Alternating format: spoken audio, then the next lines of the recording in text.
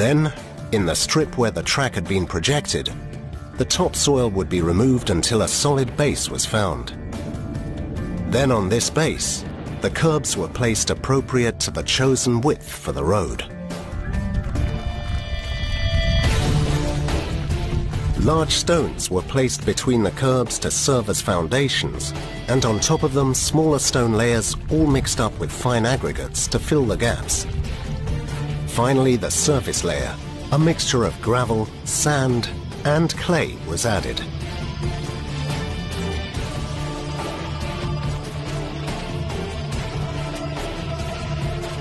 Tipper carts moved along the already compacted layers to deposit the material for the next layer.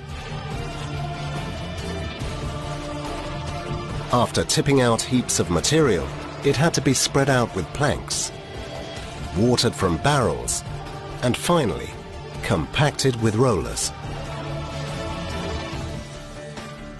It was a continuous process until the last layer, the surface layer, was finished, which was composed of carefully selected materials of the highest quality.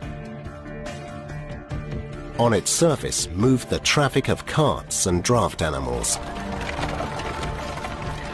The final geometry of the road had slightly sloping sides to allow rainwater to be drained outwards and away from the road.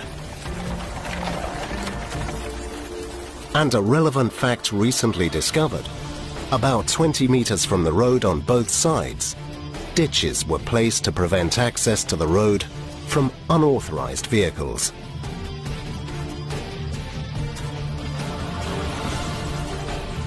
These ditches, the existence of which have only recently been discovered, also increase the visibilities of one's peripheral view, avoiding any surprise from wild animals, and they also made life difficult for possible highway robbers.